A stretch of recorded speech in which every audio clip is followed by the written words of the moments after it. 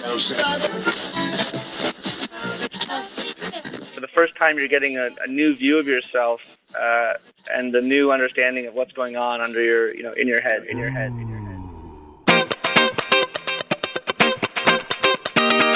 Welcome to the What Up Doc University podcast, your number one resource for total body wellness. Here's your host, Dr. Mike. Hey everybody, welcome to the What Up Doc University podcast. This is Dr. Mike. Got another special guest for you guys today from a company called Muse. It's a great company that's using some amazing technology that we're actually using in our practice.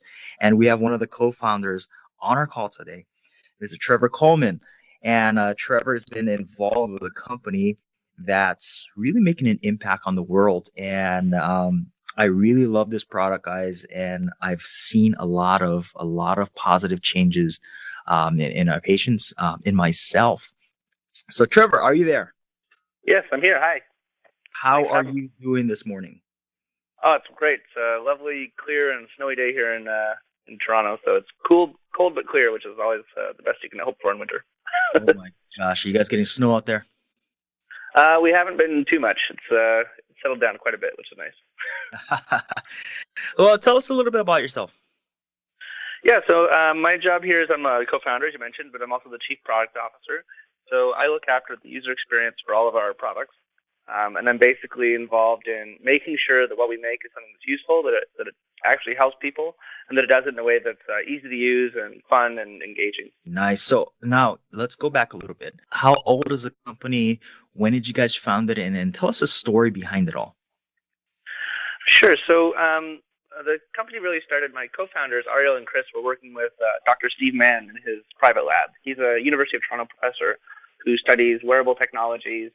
He's widely credited as the inventor of the wearable computer.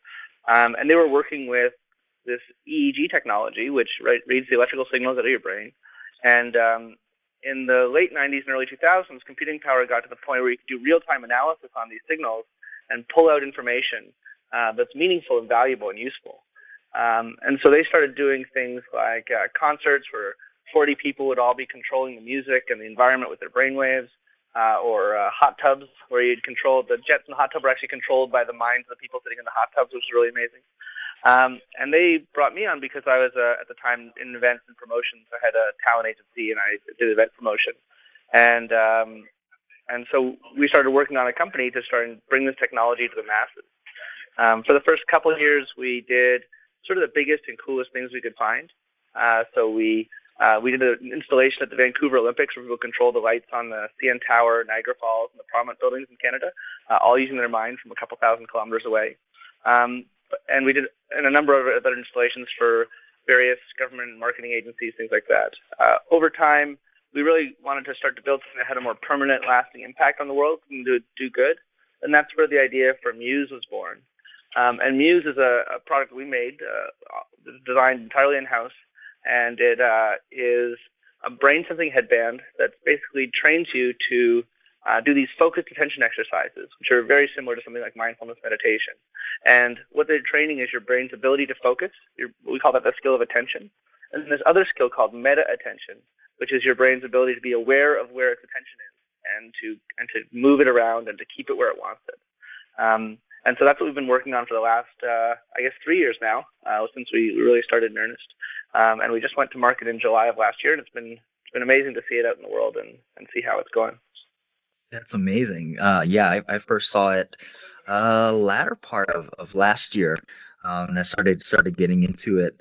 Now, you're talking about EEG and all that kind of stuff. Explain to our listeners a little bit about what an EEG is. How does that work? Sure. So your brain is fundamentally an electrical organ. We all know that nerves are actually passing little electrochemical currents down, and that's what triggers the next nerve to fire. And so all the time there's these very, very weak, it's very weak, but it's there. It's an electromagnetic field that's sort of pulsing around your head. And so what we can do is just like taking a radio antenna can pull signals out of the air. So you tune it into 102.1 or 96.3 or whatever it is the stations are in your neighborhood. And when you do that, suddenly you hear music, right? And so in the same way, if we put a little sensor, which is essentially like an electrical antenna that touches your skin, we can pick up the frequencies inside the brain. And there's certain frequencies that are been shown to sort of be correlated to different things. And we look at how those frequencies are in balance with each other and how they change over time. And from that, we can get a little glimpse at sort of the general state of your brain. So it's not that we can read words or pictures, like you might think, like science fiction-wise. But the same way that when you put a heart rate monitor on your chest, you can tell how active someone's being, maybe, right? So you can't tell if their heart's beating fast because they just saw a pretty girl walk by or if they just ran a marathon. But you can tell that that your heart's elevated, and that tells you a little bit about what's going on in their body. So in the same way, we can look at sort of general signals from the brain, and we can understand a little bit about what's going on. So in our case, in this first application, what we're looking at is the mind calm and settled? Is it on the object of the exercise, which is to place your attention on your breath and keep it there? So when your mind is calm and settled, and your mind is on target and on task, what we see is very calm and settled activity in the brain. And when your mind starts to wander, then there's more chaos and kind of and changes happening at a faster pace, and that's what we recognize. So in the application, then, we render that as the sound of wind. So when your mind is calm and settled, you hear calm and settled winds because you have calm and settled brainwaves. When your mind starts to wander and go around and rush about from place to place, then the winds in the application pick up, right? And that reflects your current state. So what the user then does is those sounds are sort of a cue to them to return their attention back to that exercise. So they place their attention on their breath, their mind wanders. When they hear the winds come up, they place their attention back on the breath. And every time they're doing that, they're kind of in this, we call it the attentional loop. And that is basically working out the muscle of attention. So you're building your brain's ability to focus and to know what you're focusing on. And what that means is that you have better control over your mind, which means that you're less stressed out in general. All these exercises have been shown to reduce stress, improve anxiety, to make people happier and healthier overall, right? We're still working on validating the particular instance in our application, but the fundamental basics of this sort of focused attention training is very well documented as having a tremendous number of health benefits. That's awesome. So how do people use this? Is it time consuming? Do people have to spend hours every single day using this, or how long? So, we say on our website you can have a better brain in 3 minutes a day. And I think if someone is not doing any kind of training like this at all, then 3 minutes will start to have a measurable effect. You will see yourself being more relaxed just by taking that time for yourself. Where we really start to see people, anecdotally from our users when we talk to them, the people who are really getting a lot out of this are generally doing about 20 minutes at a time. And that's, they do it. People, I've actually been in the last week or two getting on phone calls and talking to our 100 most active users about their experience and what's working for them. And what I'm hearing overwhelmingly is that people like to use this in the morning or in the afternoon just for 20 minutes, and they do it every day at the same time to kind of get themselves into a routine. And so it's a way of people kind of making time for themselves in their day to reconnect with themselves and to sort of the whole purpose of it then is just a moment to kind of find that place of stillness, that firm footing for themselves, so they can press off that and jump back out into their life. Oh, amazing. Now, when you guys were in developing it, did you guys have a picture in your mind of Minority Report or any type of science fiction thing? Because that's what it looks like. You're putting this band on, and you can actually control stuff, right, with your thought process. Yeah, it is possible. When we started out, we primarily focused on control applications, because it does have an immediate appeal, and it's something that really grabs people's attention. But the truth of the matter is, it would be like trying to control something with your heart rate. It is possible to gain conscious control over your heart rate and to increase it or decrease it just by thinking. But it's a very slow kind of way to control something. And if you really want to control something, you just turn the switch. The heart rate is kind of not that great at controlling. And with the brain sensing, we found the same sort of thing. So, we do look forward into the future, but the world we see is less about people, driving cars with their brain. They're probably, cars are going to drive themselves, but it's much more for us about the world around you, noticing how you're doing and responding to it. So, just like a really great executive assistant, if you're busy working on something and a phone call comes in, they could look in the office door and see you with your head down and say, actually, sorry, he can't come to the phone right now because he's busy. Can I call you back? Or they might look in and just see you staring out the window and say, hey, actually, it's this person on the phone, right? If your technology all the time knew what you were doing, they knew that you had your word processing application open, and they knew that you had a deadline coming up because it was in your calendar, and it knew that you were deep in focus. You might ask it, hey, if I'm in that state, then can you please hold notifications unless it's from my daughter or my family? Let those people through, but block anything that's not important because I got to work, right? And so rather than constantly managing this ever-increasing set of notification preferences across all your devices, imagine instead if there was like an intelligent agent whose job was to make your technology work in the way you wanted it to at every moment, and to respond to your mental state to improve your condition. So if you started to get frustrated while you're using a program, maybe it could offer some help, or it could take away some of the more complex visual user interface elements to like reduce the kind of cognitive overhead you're dealing with. Right, that's the kind of stuff when we look in the future. Control is interesting, but it's still decades away, I think, from being really useful. Whereas a lot of this more what we call humanistic technology or responsive technology, a lot of that stuff is on the 3 to 5 year timeline, which is a lot more interesting for us because it's something we might be able to actually build and bring into the world. Wow, so it goes more than just reading off your brain waves and listening to crashing waves on the beach then. Yeah, I mean, we look at this application, this is the very first application, and it's really useful for us because it's letting us get this hardware out there. We've got a platform now. We have the sensors on the headband, and the next couple of years are about going to be taking those sensors and adapting them, making them do new different things. We have over 50 research institutions using the Muse headband in their research studies, looking for markers for everything from attention deficit disorder to appetite for dealing with the obesity epidemic.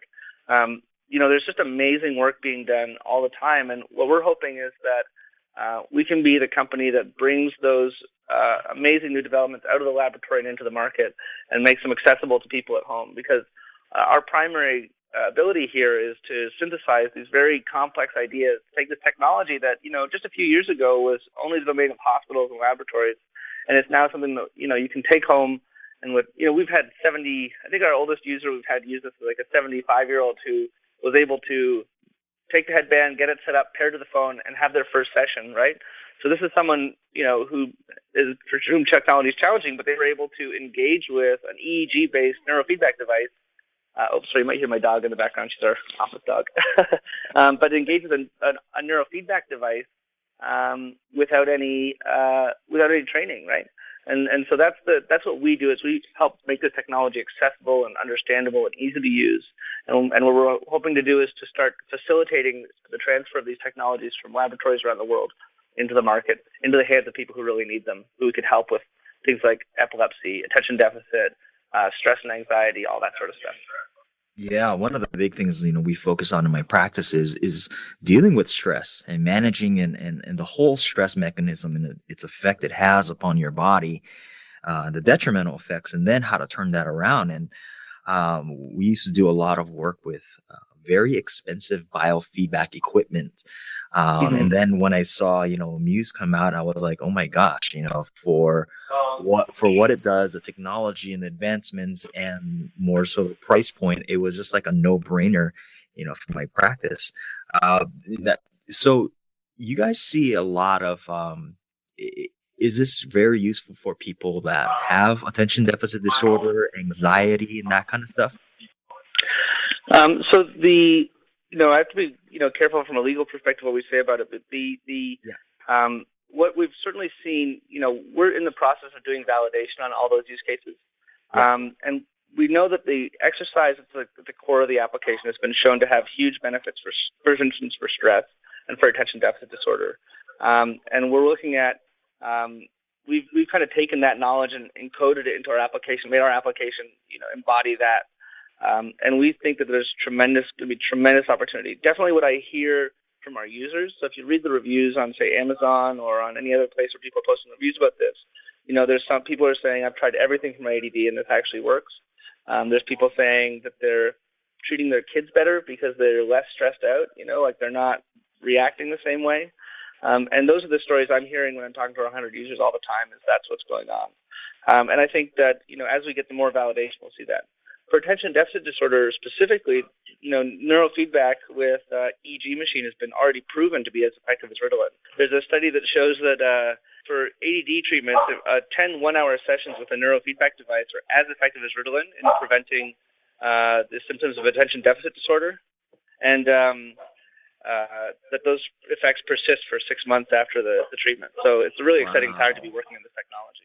That's pretty huge, because there's so many kids and even adults that are on stuff like Ritalin, and the negative effects of being on that type of pharmaceutical for a long period of time is insurmountable there. So to have that kind of validation is pretty big. Yeah, I think that the ability to treat, I think there's we use pharmaceuticals for a lot of different treatments now, and I think there's a lot of conditions that could just as easily be treated with something like an EEG-based intervention. And so it's going to be very exciting to bring those out because, in general, side effects people worry about. The idea of medicating children in general is there's a lot of questions about it, and I think that there's, it's definitely useful in a lot of situations, but it's one of those things where a lot of parents, I think, would choose drug-free alternatives when they're available. Sure. So we're looking at trying to deliver the next generation of those treatments. Yes. So now, how easy it is, or how easy is it for a person to get the device and then pair it up with their phone and then start using it? Is it difficult, or is it just something that they can just walk right in and start using it right away? Yeah, so it pairs with a smartphone by Bluetooth technology. So anyone who's used a Jambox or any kind of speaker like that, it's quite simple. And we're working every day to make it easier and easier. You can order the headband on our site at choosemuse.com, and it'll ship to you in 2 days. So getting it, no problem. And we work every day trying to make the process of using the headband easier, faster, simpler. And what I think you'll find is that the device is remarkable, and that's the thing they're amazed that it's so easy. And that's the thing I really think is impressive about this, because the technological underpinnings of it are incredibly complicated. Like we have teams of neuroscientists and data analysts, and a lot of PhDs are working on this thing. But my job is to hide all that, to make all that invisible to the end users, so it just works. And I think that we've been remarkably successful at that. So I'd encourage anyone to give it a shot. Awesome. So people buy the headband, and then they also download an app, right? Yep, there's an app for iOS and for Android. It's called Muse Calm. It's available in both app stores. And the app has all the instructions. Everything you need to know is embedded within the app. So it has tools to help you fit the headband and get good signal, and to check your signal before each session, and then guided instructions that lead you through the exercise every time. That's pretty cool, man. So on the app, it was kind of startling to see right off the bat, I'm putting it on, and how discoherent my Yeah, it's an interesting experience. I think when people put it on for the first time, there's often, it's a very surprising experience, because for the first time you're getting a new view of yourself and the new understanding of what's going on under your, in your head. Yeah, it's like you can put it on and you can prove to somebody that they are indeed scatterbrained. It's like, look, it says it right here. I can see it. It's so awesome. It's such a great tool to have, and it's such a great thing to have it. It's so accessible.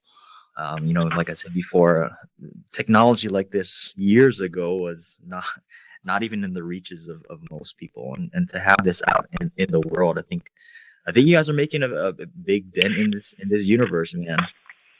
That's our goal. It's one thing. A lot of startups are started for a lot of different reasons, but the thing that brings people to Interaxon, and the thing that we really care about, is that we're leaving a positive. The impact we have is a net positive in the world. We have a pretty clear vision of the future that we want to bring, and it's a vision where technology helps human beings unlock their potential. Where people are, where technology gives you choice rather than takes it away, and where technology adds to and improves your life rather than, just triggers, habit-forming behaviors to try and get you caught into loops that, I think, there's a real danger of we have this amazing, powerful machine of technology, and we have more than ever we understand how to use and exploit human psychology to get people to engage with these technologies. So now the thing we've got to start asking is, when we're asking people to engage with technologies, when we're using those powerful tools we have to drive and motivate behavior and to incentivize people to engage with the technology, is the technology they're engaging with leaving them a better person? Is it making their lives better? At Interaxon, we think that's entirely possible, and we think that when you combine the power of technology to motivate and drive behavior, and you combine that with the ability we have as human beings to improve ourselves, and the ability of technology to support and increase that self-improvement, we're starting to unlock some magical, next level of humanity, and we're really excited about seeing that happen, and to help people achieve things they never thought possible, and to bring that new, kind of beautiful world into existence. Yeah, I'm excited to see where you guys are going to go with this and the new developments and all that stuff. I mean, I'm already excited with what you guys currently have, so I can imagine where you guys are going to go and all that stuff. Trevor, any last closing remarks you want to leave with our audience? I think I've got most of it. We're really excited. We're just excited that it's been so great to have so many people support us in the way they have. Our musers have been just amazing, and I love hearing stories from people about how Muse has touched their lives and how it's improved it. So I encourage anyone to reach out to us. Either they can reach us at community@interaxon.ca, or you can reach me. I'm Trevor at Interaxon.ca. That's my email. And I just love hearing those stories. So thanks for giving us the time to talk about it, because it's always excellent. I'm really happy the product's working for you and that you're getting a lot out of it. Yeah, like I said, I love it. I know everybody else will love it once you guys get it. So, Trevor, thank you for taking time out of your busy day to get on this podcast and share with our listeners and the rest of the world what you guys are doing and the dent you guys are leaving in the universe.